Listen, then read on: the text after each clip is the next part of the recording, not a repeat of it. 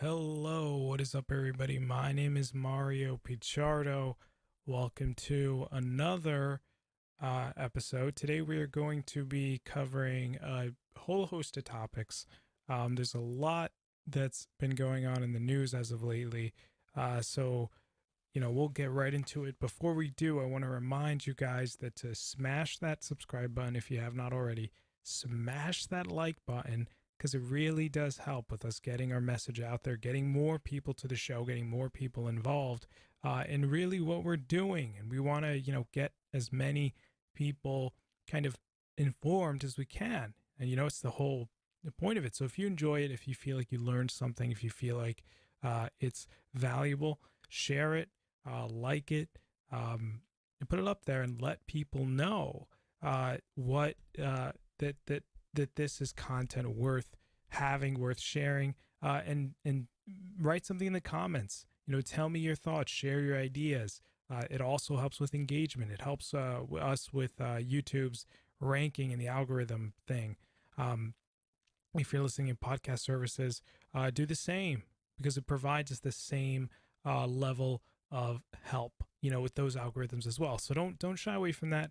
Anything is greatly appreciated. Any small effort that you make. Okay. So let's just jump right into it. So here I have the first kind of story here from California. Now, California considers spending billions on healthcare for illegal immigrants. Here, just give me 1 second here.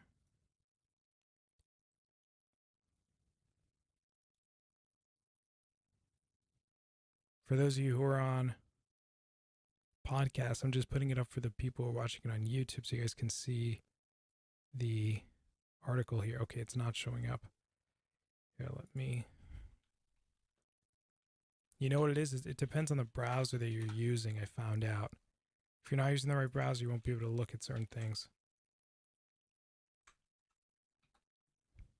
with this program. So here we go. We're going to put it up on this monitor, move it over so you guys can see it. And from now on, we'll keep it on. We'll keep it on the other side there. So here you can see California considers spending billions on healthcare, spending billions on healthcare for illegal immigrants. And if we go down here, we can kind of see here. Let me make this a little smaller so you guys can see it. So this article really is just talking about the change that's going to be made. Essentially, the governor of California wants to now start to spend a lot of money providing healthcare, particularly to illegal immigrants.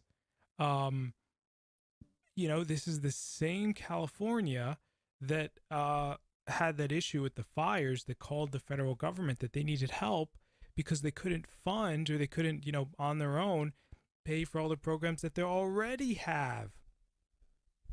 Now, this same California wants to give all the illegal immigrants free health care, and so, I really don't understand California, other than the fact that it's a Democratic cesspool. This is clearly something that isn't going to really benefit the state that cannot even take care of its own population, and yet it wants to expand all of these services to those who don't who aren't even legally within the bounds of the state. Stuff like that is it's I mean, go to California now. I mean, go to San Francisco and you see the feces all over the street. Go to California, you see the syringes that are just piling up on the sides of the sidewalk. California has a poop patrol. There's an app in San Francisco that you can go on with your phone to report where there's poop, where people have pooped. That's how bad the liberal San Francisco has gotten. I mean, it's just a giant cesspool. It's disgusting, is what it is. And that's California for you right now. So, the governor here, yeah, I mean, I don't really know what to what to really say about this. I mean, it's clear that it's really not for the benefit of the people. This is clearly something that is being pushed to kind of win brownie points as California continues to descend. A state that needs a lot of help. Okay, this state is in so much debt, so much debt. Look at this here. The plan is estimated to cost the state $98 million a year. Newsom, the progressive first-term governor of California, an ardent opponent of the Trump administration, wants to offer free healthcare services to low-income illegal immigrants between this age. It doesn't even mention in this article, and it could be wrong, that it does include legal immigrants, but it's not even. I mean, we've gotten past the point of, even as a socialist nation. Are we spending too much? Are we spending too much on the people that go here? What can we actually afford, even in a socialist society? And it's we're going even further beyond that to now say, okay, well, what can we afford? Not only can we what can we afford for our own people, but what can we afford for everybody? What can we give to everybody who's here? This is the kind of thing that kind of scares me a little bit. Because I sit here and I say, okay, well, where is the sort of boundary line going to be drawn, where we say, okay, this is too much. Okay, this is not bad. This is, if California keeps going this way, it's absolutely going to collapse. I just don't understand where they think they can find the money after you're in so much debt at some point. Maybe California's trying to bankrupt itself just so that it can blame it on the president. It's just the state of how things are right now. So here's a second story we have. Let me grab this guy here. Now, this is Texas lawmakers pass Save Chick-fil-A bill in the House. Okay, so this is something that was recently just put up on the Daily Caller. It says here, Texas's Republican-controlled House voted Monday to pass a Save Chick-fil-A bill. The Save Chick-fil-A bill does not allow the government to take any adverse action against any contractor, individual, or business because of their religious beliefs. It strengthens, I quote, it strengthens and reaffirms Texas's First Amendment rights, Republican State Representative MacLeod said to the Daily Caller News Foundation. We have seen instances around the country where individuals were starting to be penalized for what they believed or who they associated with. Now, that's very important. Remember, America is a country that was founded on freedom of speech. It was a country whose whole foundation was based on a separation from another country. And listen, this is important. It's a country that was founded on the basis of trying to escape from tyranny, to escape from the control of another entity, that entity having been Britain at the time. And so America comes into its founding for the whole sole purpose of people being able to pursue the life that they wanted for themselves without the boundaries, without the restrictions, without being penalized by a third party looking in on them and judging them and making those judgments. That's why we have the Bill of Rights, the freedom of speech, freedom to protect yourself, right? The Fourth Amendment, protection against unlawful searches and seizures. These amendments exist so that people don't have to worry about they're in place for when people disagree with you, for when you're being attacked, and it goes for both sides. It's not just for one side. It's not so that one side is fine. It's meant for all of the people who, whatever you want to talk about. If you want to have a rally and talk about how white people are the best race ever, that the First Amendment allows you to do that, but at the same time, it allows you to go in peaceful protest to the White House and say, hey, we think that we should have this right, or we think that we should have this right. the Constitution understands that you cannot have that there is inherently going to be speech that other people are going to disagree with. It allows for controversy to exist, which is real progress. Liberals and Democrats used to be for the freedom of speech and the free expression of an individual, the free expression of who someone was. But now it's become very tyrannical to the point where it's just, oh, you disagree, you're cut out, and that's what we see here with Chick-fil-A, whose religious right. So okay. So for those of you who don't know, Chick-fil-A was open in I think it was 2 different airports, and both airports actually ended their contracts with Chick-fil-A. They kicked them out because Chick-fil-A stood by its religious rights and said, we are an anti LGBTQ organization because they're Christian, because they're a Christian organization. And a lot of people saw that and say, oh, no, I don't like that, and really encroached on Chick-fil-A's right to religious liberty, or right to religious free First Amendment right to speech. And so when that happened, it caused a lot of controversy. Of course, a lot of the media is being controlled by leftists, and so you don't really see the outrage from the people. You don't really see a lot of that because the Twitter bans anybody who's not who's not liberal. They clearly have a bias against conservatives. That's a fact. That's really not an opinion at this point. There's so many examples. And so we kind of have a situation where lawmakers in Texas have to actually pass a law saying that, hey, your religious right shall not be encroached upon in Texas. That's how bad things have gotten. So here Chick-fil-A comes out and they say, hey, we'll just continue to read here. It strengthens and reaffirms Texas's First Amendment rights. State Republican Matt Cross said to the Daily Caller News Foundation, we have seen instances around the country where individuals have started to be penalized for what they believe or who they associated with, end quote.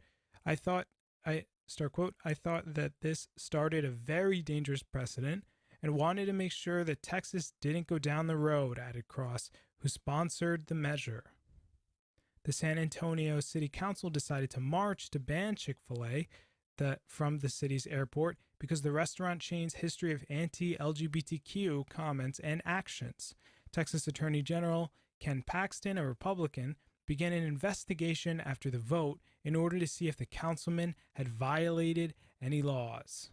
It says here the House LGBT caucus, created in January as a forum for Texas legislators to talk about LGBTQ issues and promote equality, kept the House version of the Chick-fil-A bill for passing earlier in May.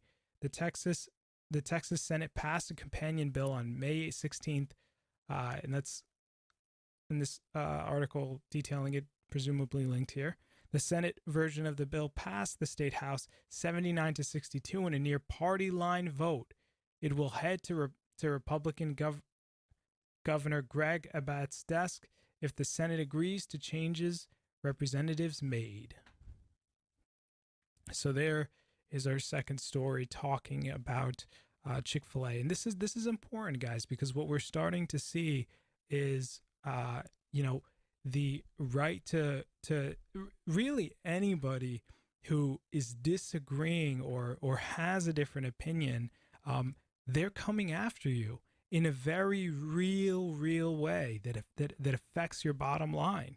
We saw Chase Bank, discontinue relations with Tommy Robinson and others who, regardless of their, political ideologies, while you may not agree with him, you may think that he's insane with the kinds of things that he says. But the fact of the matter is that, we have to draw a line if we're going to allow businesses to now say, okay, this is allowed, this is not allowed. Well, who are we to say that the Chase Bank, for example, who has a lot of power, they can control if, Tommy Robinson is able to go and get his money out of the bank? Does he have easy access to his money? Is he able to actually, live and pay his bills and do in a world where a lot of things are done electronically now? Should we put up some protections? What happens when Alex Jones got kicked off of Twitter and Facebook and all of these different websites? The man, it, it's some people like to say, well, it's a private company, and a private company has the right to say whatever they want, or to block whoever they want, or to do whatever they want. But then you really have to question, when you look at like what happened to Alex Jones, for example. Well, what happens when a huge percentage of the economy ends up being online, and ISPs block Alex Jones, and domain hosting websites block Alex Jones? What happens then when when social media blackouts Alex Jones, and even the people that host his subscriber list block Alex Jones? Alex Jones is literally depersoned. It's hard for him to get money. What happens if his bank deplatforms him? All of a sudden we have all of these institutions that we kind of take for granted, and they all come together and with an immense combined power, really decide to take away a person's livelihood or ability to live or survive. That's a very real reality that we're walking into, because you really have to look at it.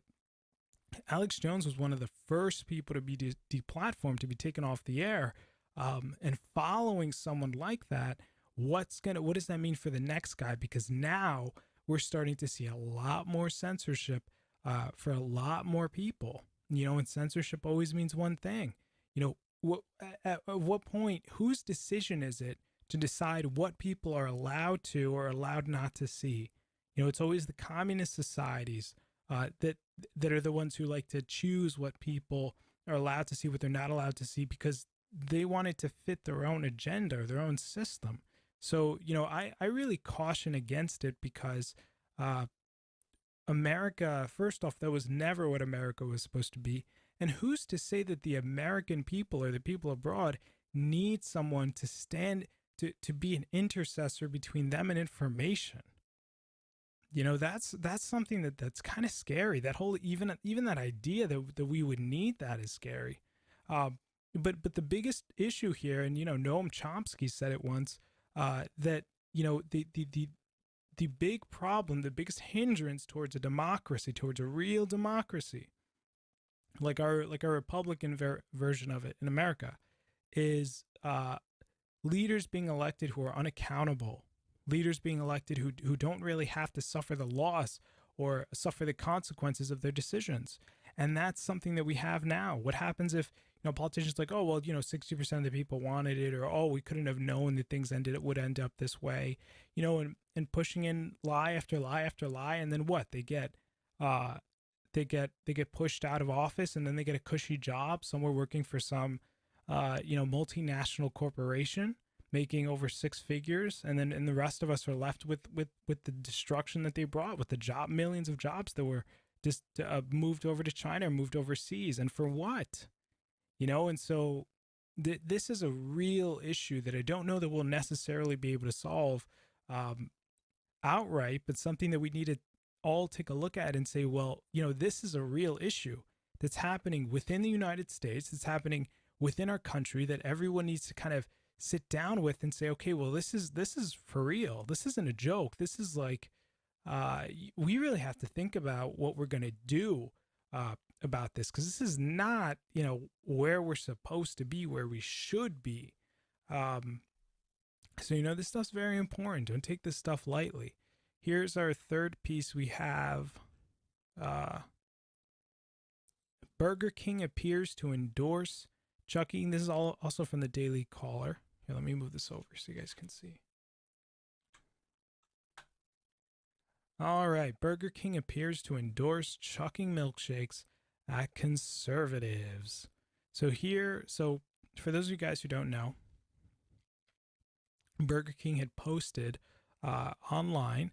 They'd posted on Twitter, on their Twitter, during a time when, okay, so for the context, so in Britain, particularly I believe in Scotland, the Brexit party is campaigning, and they're campaigning because they want to get out of the Europe. They're dead set on getting out of the European Union, and so this group forms called the Brexit Party. And mere weeks after it forms, the party size swells to such a degree that it actually overtakes both the Tories and the Labour Party, which are like the Republicans and Democrats from Britain, um, to become. And you really have to understand this. I mean, we're talking about two establishment parties. This is equivalent to the Democrats in America and the Republicans being overtaken by it by let's say the Independent Party all of a sudden hits like 30-35% in the polls, while the Democrats hit 20 and let's say the Republicans hit 10. So it's a very significant margin, because it points to the fact that, well, this party is really going to have control when it comes to the votes or the power, the legislative power of this third branch. And so what happens is that, of course, in Britain, the people, presumably under the guise of being fed false narratives and lies, and probably told that a lot of people of the Brexit Party are either, white supremacists or whatever, very similar to what happens here in America, where, oh, he's alt-right, oh, he's like this, they're terrible, they hate, this propaganda goes around from and it always comes from the establishment, like always. And so, people are on the streets and they're seeing the Brexiters campaign. And so what they start to do is they start to chuck milkshakes.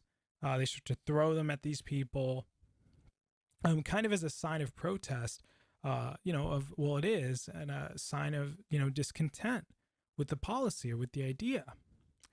And what ends up happening is, that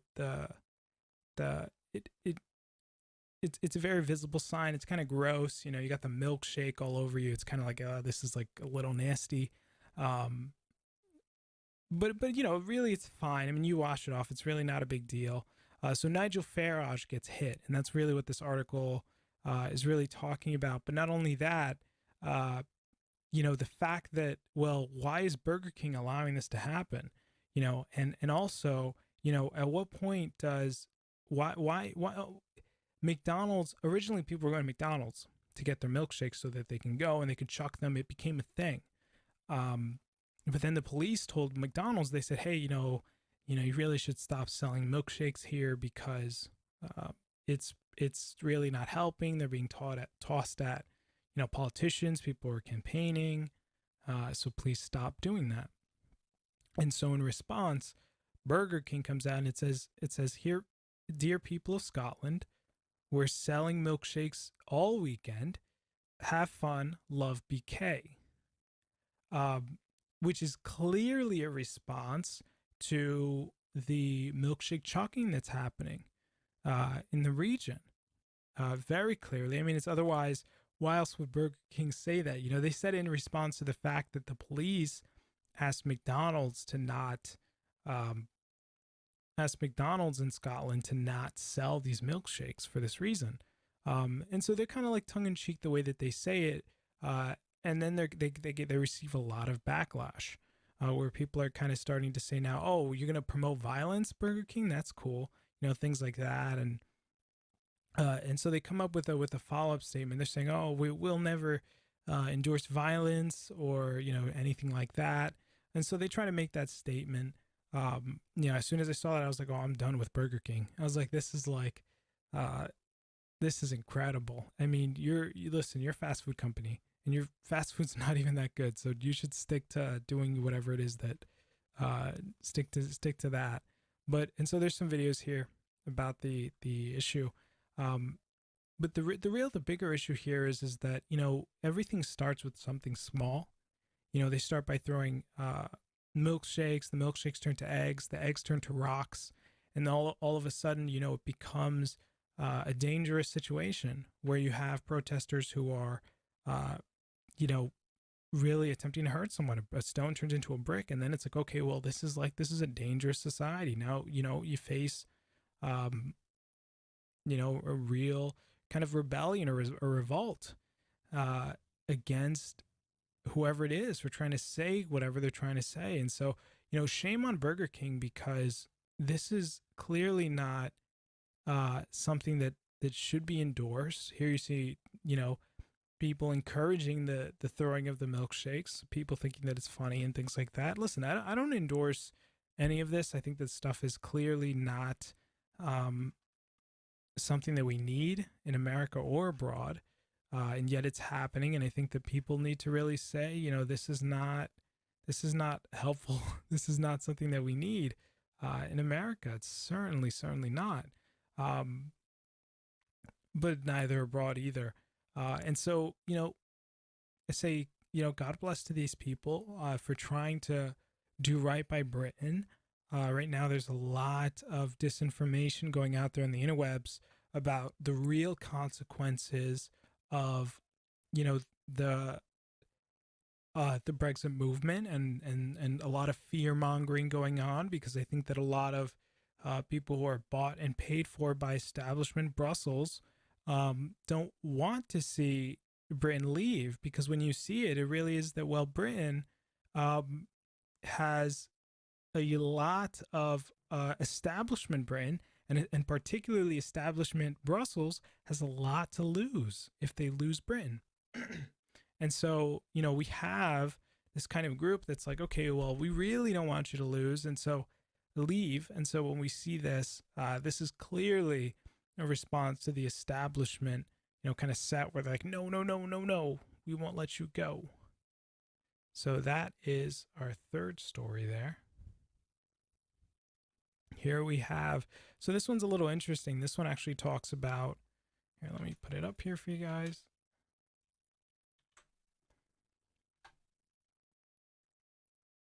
This one is talking about, which is really a part of a report that I got off the New York Times, that they linked to in one of their articles that we'll discuss in a moment.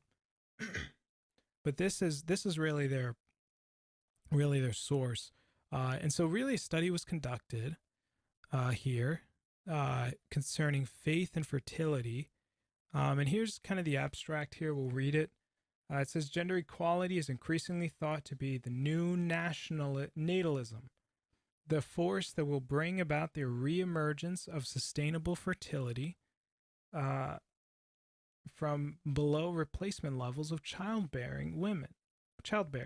Women who anticipate taking on a disproportionate share of childbearing responsibilities are more likely to opt out of childbearing than those who anticipate involved partners. Because religion often fosters traditional gender attitudes, its pro-natalist influence could diminish in a world where gender equality is emerging as the new natalism. We use 4 waves of world values survey data from the low fertility countries in the America, East Asian, and Europe to show that religion's positive influence on fertility has not, in fact, waned in recent decades. We suggest that marriage plays an important role in understanding religion's continued positive influence. Those with egalitarian gender role attitudes are less likely to be married and have slightly fewer children.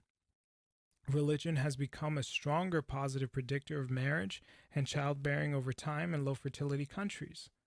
Gender ideology and faith have interacted differently across world regions over time, but we found no region where the pro-natalism associated with religion was tempered by a positive association between religiosity and gender traditionalism. So really here in the article, or in the study, they go on to explain kind of the breakdown between who has the most children. And here we can see in this chart, for those of you who can't see, essentially egalitarian households, or more progressive households, don't have as many children as those of religious backgrounds. It goes on to mention that, which is actually an interesting point, because when we look at people who, well, as we look at global trends, it really points to a future where we're gonna have more religious families. It points towards a religious revitalization in the household, and also abroad. And so we start to see a society or a group where, okay, we're starting to get more religion back in the home, whether that be Muslim or Jewish, uh, Hindu, Buddhist, or Christian. Um, and so we go back to a society that isn't kind of as based in, say, secular Darwinism as it is in, a sense of faith. And our article here goes on to mention, or our study, that those families, those religious families, because they have a tendency to have more children, they're more likely to, reproduce. They're eventually, what's going to happen, which is rather interesting, is those individuals who are secular, that kind of ideology kind of starts to die out over time with the associated beliefs. So really what we're starting to see is kind of a postmodern revitalization of religion in the household, of traditionalism, nationalism, and populism as a result of a religious kind of a return to religion in our societies.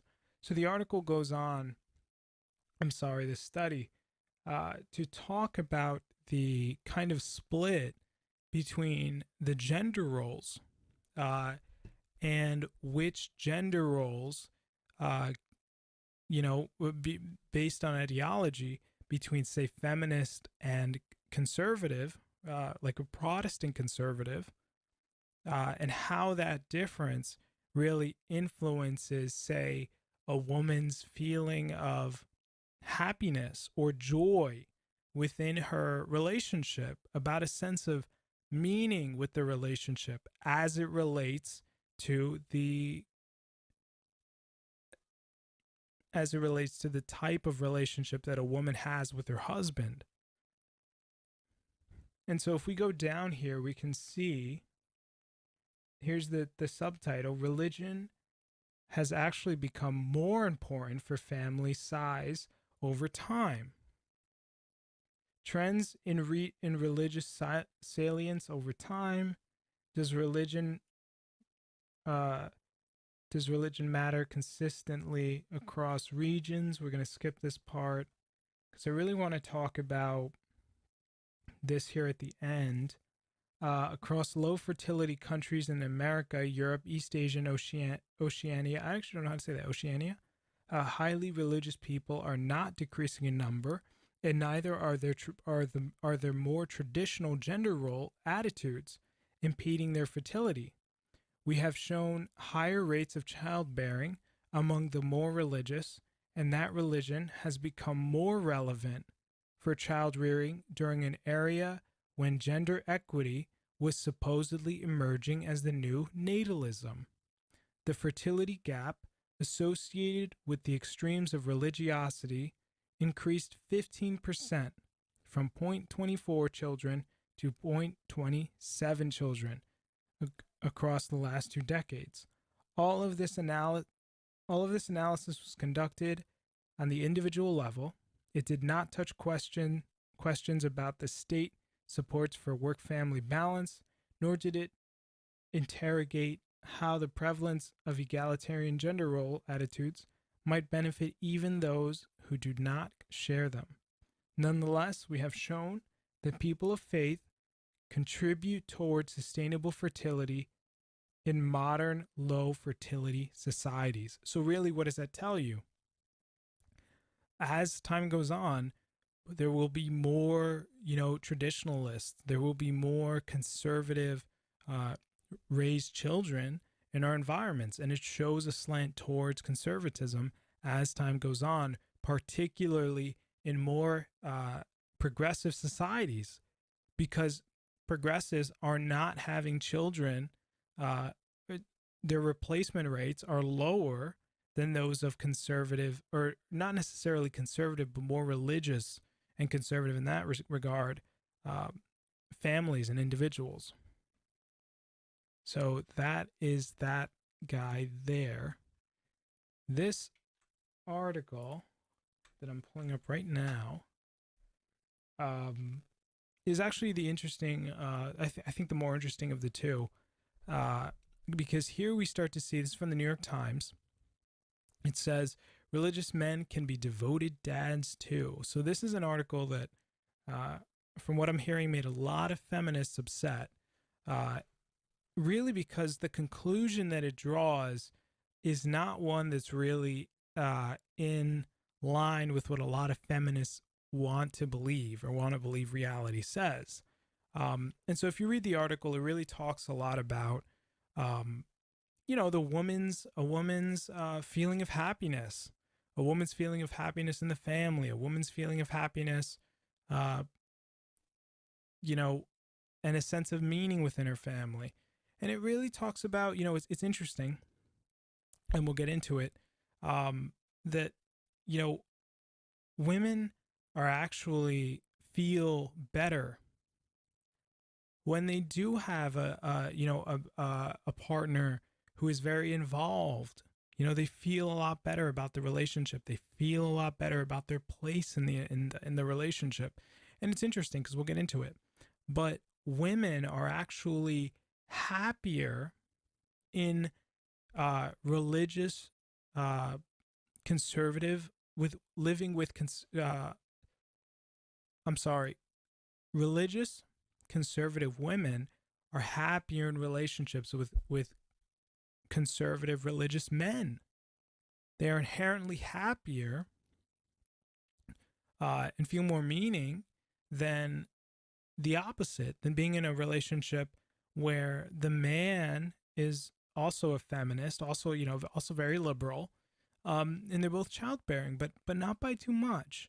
And the real conclusion that we draw here, as we go through, is that the men, the conclusion really drawn is that it really has a lot to do with the relationship that the man has with the child, or at least that's the conclusion that the writer comes to. So here we can see the two. It says secular couples. 55% of married women reported above average relationship quality in the progressive category. Now, this is among secular couples. That's important. In the traditional, 33% of secular couples reported the same. In our other category, we have 60% of progressives, or of the highly religious group, report a higher relationship quality, and of them, 73% of highly religious traditional couples report a high quality relationship with their spouse. And this is very interesting because it goes directly against the progressive, liberal claim that women and families would be happier in egalitarian societies. That has actually proven to not be the case. It actually turns out that women and men are happier. They're actually happier in traditional religious relationships when it comes to child rearing, when it comes to the quality of their relationship. They find those to be more meaningful than any other kind of relationship out there. So it kind of goes against this narrative that women have this feeling of being oppressed. The women have this feeling of, that they need to do more, and that they need to be more than a conservative mother who kind of follows that traditional role in life. And that's really meaningful. And it's particularly interesting because it comes out of the New York Times, a website that's very kind of liberal, very kind of, you know what you're getting when you go to the New York Times. You're not going to find any, flattering articles about the president, really about Republicans. So to see something like that, like this, posted on a website like that really says something. And so the rest of the article kind of goes down. It kind of tries to break it down. Here we see the opposite ideologies happiest in marriage. It turns out that people on either extreme, let me go down here so you guys can see. On either extreme, an extremely liberal marriage has a very happiness rating of 69% compared to an extremely conservative, which hits the 72%. So you see they're both very high. And the conclusion that's kind of drawn here is that what happens is that as you have kind of two groups that are more extreme to one side or the other, they find themselves being more involved in the lives of their family, in the lives of their children. And that the reasoning behind that is that, well, they feel strongly about these issues. They feel passionately about whatever, side of the coin that they take, as opposed to the people, and this is interesting, as opposed to the people who are kind of in the middle, who are kind of like, well, I'm not to either side. They tend to experience the least level of happiness, the least level of really anything, and that's because there's not really any polarity. There's not really anything going on there. And so if we go down here, it says, what explains why wives in the religious and ideological middle, as well as secular conservative wives, are less likely to enjoy high quality marriages? We suspect that part of their relative unhappiness compared with religious conservative women is that they don't enjoy the social, emotional, and practical support for the family life provided by the church, mosque, or synagogue. We also suspect that these groups are less likely to have husbands who have made the transition to the new father ideal that's gained currency in modern America, and they're not happy with their partner's disengagement. In fact, in listening to the happiest secular progressive wives and their religiously conservative counterparts, we notice something they share in common: devoted family men. Both feminism and faith give family men a clear code. They are supposed to play a big role in their kids' lives. Devoted dads are, I don't know how to say this word, de rigueur in the two communities. And it shows both culturally progressive and religiously conservative fathers report high levels of paternal engagement. And so while some may judge men's advances on the house front as insufficient and inadequate, this generation of fathers and husbands is actually markedly more engaged in the lives of their families than the fathers of 2 or 3 generations ago. The average amount of time that dads devote per week to childcare has risen from 2.5 hours per week in 1965 to 8 hours per week in 2016. And so, it's very interesting because it points to, and again, this talk or this conversation, it also hints at that it also hits on that same idea where, people will say, yeah, we really don't have, a woman doesn't really need a man in the household.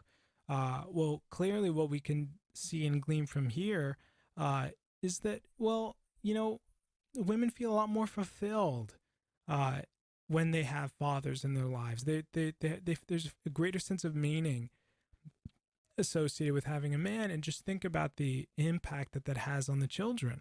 When you think of cities, for example, that have extraordinary crime rates, places like Detroit or Chicago, you also see a very high single parent family rate. In fact, they're heavily correlated together. And so, it's kind of hard to say, that having a man in the household isn't important, and having a man, particularly one who, is who feels a sense that they can engage.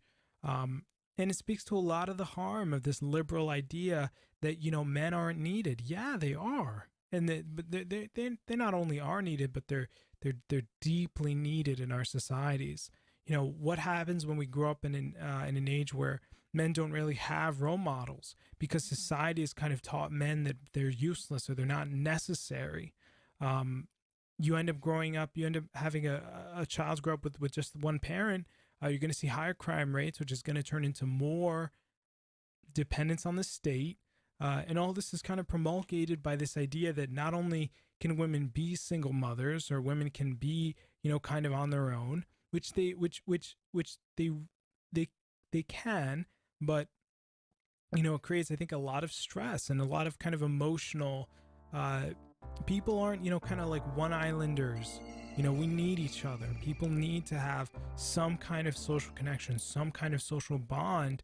And there are some things that that having a masculine figure in your life, particularly a male masculine figure, can bring to a child's life that a mother simply cannot mimic for a child.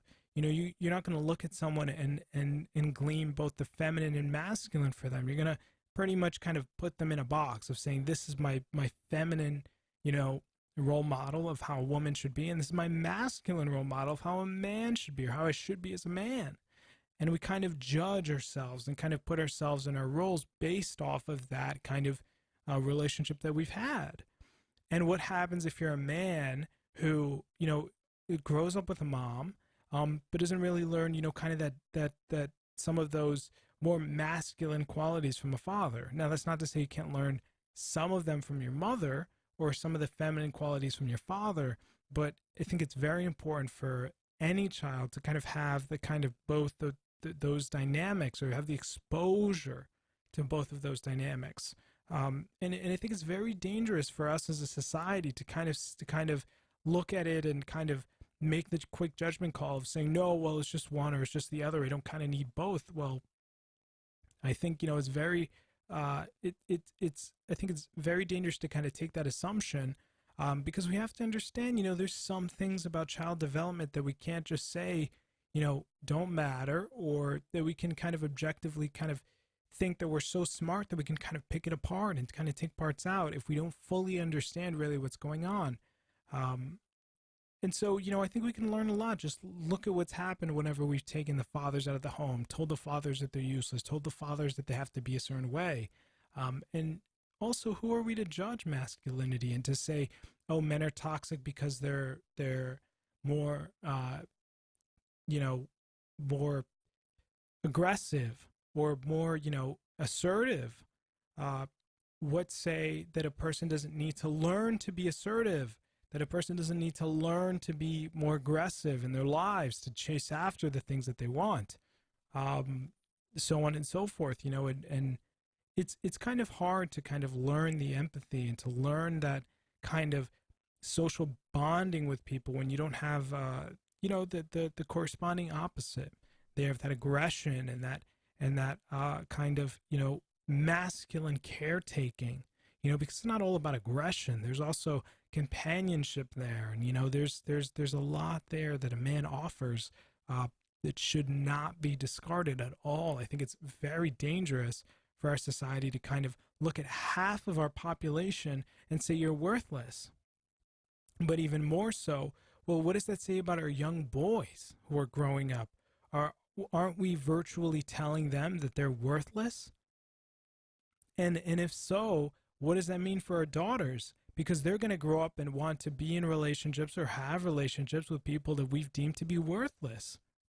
And so we're kind of creating an environment where it's a lose-lose for both, because no one wants to marry a loser. No one wants to marry someone who they don't feel is, really, able to keep up with them. They're kind of, equal in some way. And so, yeah, it's kind of like trying to deconstruct society. And I don't think that's good. And for the sake of something that's kind of being pushed as being a social construct, well, some things aren't social constructs. Some things are just how things are because they've been ordained that way by God, so on and so forth. So let's continue here. So we have two more pieces here. This one's interesting. It says Arizona's prisons ban book on black men in the justice system. And it goes on to say Arizona has banned prisons from reading a book that discusses the impact of the criminal justice system on black men, drawing outcry from First Amendment advocates who say the move is censorship. Now, this is interesting because, look, I mean, I'm not for any kind of censorship. I don't think that we should be censoring anybody. Everybody should have a right to say whatever they want to say, as long as it's not promoting violence. You know, everyone should have a right to be able to share their own opinion, to be able to say something about necessarily any topic. And who are we to say, okay, well, you can't say this or you can't say this about that? I think we kind of need to step back as a society and kind of say, well, this isn't necessarily, a good idea. So presumably the prisons want to ban, in this case, the people from reading this book. What was the name of the book? Chokehold, Policing Black Men. The book by Paul Butler, former federal prosecutor, examines law enforcement and mass incarceration through its treatment of African American men. Here it says, according to an ACLU attorney, and I quote, in order for them to ban a book, they have to show the restriction is related to the legitimate prison interest. There's no interest to keep inmates from learning about the criminal justice system and policing. And so the book goes on to kind of the article goes on to kind of explain the situation. And look, I think regardless on which side of the aisle you're on, if you're, you believe that black men are incarcerated more than anyone else, or you believe the opposite, because the statistics are out and the data is out there. The cops aren't racist. There's more black on black crime than white on black crime by far, by leaps and bounds. And so, to kind of point at the cops and say, oh, well, the cops are I don't necessarily think that that's the case. Now, what I do think, and I'm not even going to get into that whole thing because, I think that the prison system does prey on individuals, because I think that they have a lot to gain. I mean, they're private systems. They have a lot to gain by filling up their jail cells and so on and so forth, but I'm not going to get into any of that stuff. I think the fact of the matter here is just that listen, we can't be, putting people in boxes. We can't be deciding what people are allowed to and what they're not allowed to read. It's not what America, the kind of idea of America is founded upon. And to see a kind of culture that's becoming more and more comfortable and more normalizing of the idea of censorship is scary, because you think that in the age of today, in the age of information, where someone sitting in their kitchen can have more viewers than CNN, you'd think that at a time like that you would have an overabundant overflow of information going to people from all different walks of life and all different. But clearly what we're seeing is the opposite.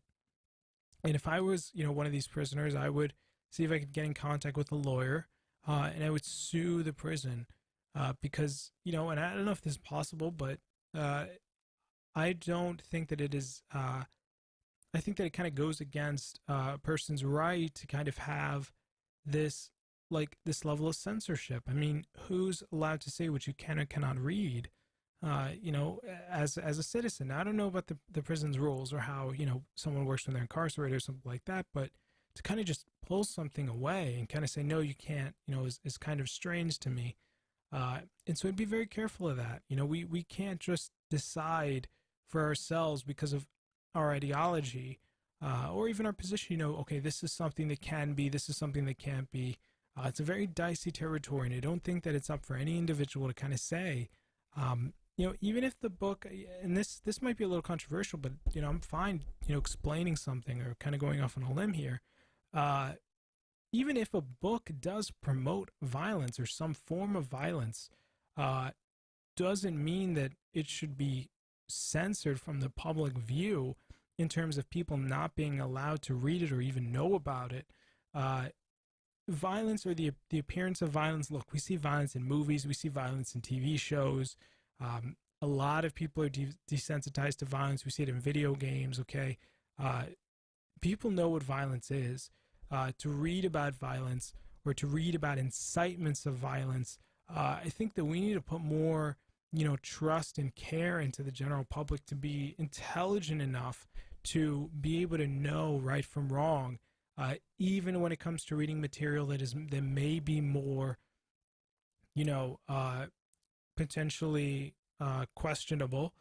Uh, I lean more towards the side of allowing people more freedoms. I think that when you allow more kind of government or otherwise control, institutional control over people's lives, we kind of start to edge closer and closer to not just a more socialistic or communist society, but a society that becomes more kind of uh, Orwellian in nature.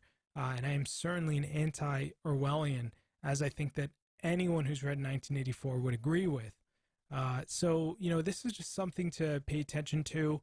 Uh, Look, don't ban the book. If you can, if people, everyone should have a right to say it. Look, if I want to come out tomorrow with a book about, I don't know, if I want to come out tomorrow and talk about Mein Kampf, Mein Kampf isn't banned. And Mein Kampf, I'm sure, doesn't say a lot of flattering things about Jewish people. I don't know if there's necessarily violent or incitements to violence in Mein Kampf. You'd think there probably are, but we don't ban Mein Kampf, so let's not ban this guy's book on this man's book on uh, African Americans in the criminal justice system. Uh, and that's my stance there. That's what I think about that. So here's the last article. And it's a fitting, I think, place to end it here too. This guy's talking about so this is really a Gallup study that came out pretty recently. It's actually published yesterday, May 20th, 2019. 4 in 10 Americans embrace some form of socialism. So here it was written by Mohammed Yunus. I hope I pronounced your last name right there, Mohammed. Here it goes, 43%. So really, obviously, you can kind of see it here in the subject. More than 4 in 10 Americans embrace some form of socialism. Now I don't know how much people really know about socialism, but it has never been a system that has worked out in the favor of the American people. It's always kind of actually been something to our detriment, for the simple fact that, any socialistic society, any real socialistic society, it's always failed. It's always been this terrible kind of thing that happens where there's a lot of death and destruction. Pull it up here for you guys because I forgot to do that earlier. There we go. So here, now you guys can see it. So here we'll kind of scroll down a little bit, and it kind of breaks it down for us here. So let me scroll down here on my thing. 43% of Americans say socialism would be a good thing for the country. 51% believe socialism would be a bad thing for the country. And Americans split on viewing economy as free market or government controlled. And here's kind of the breakdown. So it goes back a very decent amount of time to kind of measure where people were at around wartime, World War II, in 2019. So there you have a really big gap there, right? And in terms of time. So here we can see that we have a 25% went up by about 18 percentage points to 43%. So right back then it was about two and a half of people. We'll just round it up to 3. So 3 out of 10. Now it's 4 out of 10 of people really kind of. Well, we don't want to round down, so I guess we'd say 5 out of 10. But we'll just leave it as it is. 25% up to 43%, an 18-point difference of people now starting to believe in socialism as a good thing. 40% used to believe it was a bad thing back in 1942. Now, oh wait, hold on here. Yeah, okay, so 43%, 25% in 1942, 25% believed it was a good thing. 40% believed it was a bad thing. 34% had no opinion. Probably one of the more interesting things here is that fewer and fewer people, a lot fewer, now are unopinionated about it, which means that our society has become more polarized on the subject of socialism. And I'm sure we can blame that partly on the ramping up of the rhetoric surrounding socialism, surrounding capitalism, so on and so forth. So if we go here in 2019, we have 43%. There was an increase of 18 points. Of the people who thought it was a bad thing, 40% has jumped up to 51%. So we have an 11-point gain there. Of the no opinion category, we've dropped 28% of people have dropped off as not having an opinion. And so our net good we have is dropped 15%.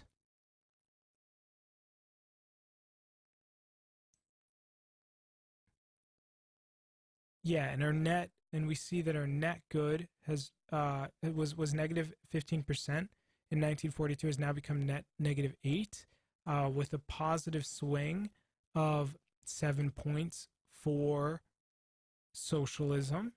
And so, this data is very interesting, and I like the kind of the explanation here. If we go down about the nuance surrounding it, here Americans are asked their views on the future of democracy and socialism globally. And 72% in 1949 believed in a democratic society. In 2019, 57% of people believe so. They were asked during the next 50 years, do you think that most of the nations of the world will have a democratic government, a communist government, or socialist? 72% believe democratic in 1949. Today's 57% believe in the future will have mostly democratic nations. 14% believe that in the next 50 years of 1949, since 1949, that more societies would be socialist. That has jumped up to 29% as of 2019. Communist, 9% in 1949, and today 6%. No opinion, 5. It's went up by about 3 points there. So really, what we're starting to see here is that there's kind of a trend where more and more people are starting to believe in a socialist society. We can see that trend. People think that things are going to start to swing that way. We can see here. This was the bottom chart. I'm sorry about that, guys. Up here, you can see that that number that we have a trend here with socialism. As socialism is kind of creeping up, we're starting to see more changes there. Here we can see that in this next guy. This is interesting. This is where we get into kind of the free market stuff here. We can see that there's kind of a trend here that where most people, in terms of technological innovation, believe in a free market society. For the distribution of wealth, most people are still free market, which is interesting. That's a very kind of non-socialist idea. About the economy overall, 62% believe in a free market. For wages, 62% believe in a free market. Of higher education, 56% believe in a free market. Healthcare, 53% believe in a free market, of which they're counterparting 44% believe in government intervention. Protecting consumers' privacy concerns actually falls to a majority government of 57%, as well as environmental protection at 66%. So here we kind of start to see where there's kind of a shift here, and some more nuance and complexity where, while we're seeing with the general population a general increase in terms of people pointing towards free market growth, we're also seeing in terms of some areas people in that more socialistic path where they're saying, well, when it comes to certain things like healthcare, when it comes to certain things like online protection or privacy, we kind of are looking towards the government for certain kind of regulations and controls and so on and so forth. Below here, we can see Americans split on the description of the U.S. economy in terms of what people think. Here, let's see what it says here. Do you think the U.S. economy leans more toward free market control or leans more towards government control, or is it an equal mix? When asked that, most Americans believe that it leans towards free market, 25% in equal mix, and over 40% say that it's more government control. So it's kind of interesting here because you kind of get a take on what the general idea is, and I believe that this study was done over the course of, was it college students or was it U.S. adults? Well, 51% of U.S. adults say socialism. Okay, so it's about U.S. adults. So we're kind of getting the kind of key demographic here in terms of, people who are old enough to kind of be in the workforce, people who are old enough to vote, people who are old enough to, spend in the economy, what their ideas are here. And we can clearly see here, that we have some trends towards socialism, but we also have an interesting breakdown when it comes to the economy, where most Americans really are thinking here. The question was, do you think the U.S. economy leans more towards free market, or do you think it leans more towards government? It is rather interesting because while we've had a growth in socialism, we still have a good majority, really, in a lot of these areas when it comes to the difference between free market and kind of a government style control. But that the one trend at the beginning, while it doesn't kind of break down and get into the nuance of socialism, and it explains in the article, you can't really draw too many kind of conclusions because of the associated nuance with regard to socialism in the general population. What we can say is that we've certainly had an increase in the understanding of socialism, or the number of people who agree with socialism, but also, interestingly enough, a decline in the number of people who agree with capitalism or more capitalistic ideologies. And so, the decrease in capitalism, I think, is very interesting, because it makes me start to wonder if people really realize the boons that only a capitalist society has brought America particularly, but even the world. A lot of socialistic and communistic societies don't have a lot of innovation, and that's because innovation is stifled at the level of equality. When everybody's guaranteeing equality of outcome, there's no incentive for an individual to go out and to be innovative and to try to do new things. And when I see a survey, where capitalism has decreased in popularity, it kind of points out to me the fact that there's kind of a disconnect in terms of the education of the general public to understanding the real boons of capitalism. Capitalism has done a lot of good for society, and also we'll talk about this in another episode. But the tearing down of, even in America, of American monuments that are there to commemorate great historical events. We have Mount Rushmore. We have, other kinds of, monuments. We had the Confederate statues that were now torn down because people found them offensive. But, people don't really understand this country was founded on a capitalistic society. It's where we've gotten all this great technology. It's why the United States is a world leader in so many different ways, not just militarily. But, where did the money come for all that innovation? Where did the money come for all of that kind of change? The invention of the TV, for example, the invention of, the car, all of these great things that came out of America were born out of capitalistic, hierarchical based, streams of thought and streams of desire that we completely erase in a socialistic society.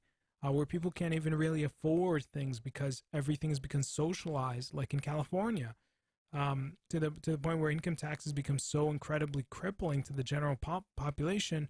Well, what can I really afford to do? So anyway, guys, we'll end it there. This was a good couple of articles that we got here. I'm trying a different format, so I like it. I hope you guys like it. So we'll go in through and we'll come back for the next one. Remember, if you guys like the video, be sure to smash that subscribe button, smash the bell icon so that you're notified the next time that we go live. Write a comment. Let's have some engagement going. What do you guys think? What kind of topics do you want us to cover here on this channel? And also think about, what do you want, if you think that this video will be helpful, go out there and share it. Share with your friends. It helps a lot. It actually helps way more than you'd think in terms of us getting the message out there. It really helps with the algorithm in terms of exposure, so on and so forth. So we'll continue to cover a bit of the news. We'll continue to cover trends and things that are going on in the world today, and kind of talking about them and going through some stuff. So if you guys like the video, be sure to do all that stuff. And I'll see you guys in the next one. I hope everybody has a good one. Peace.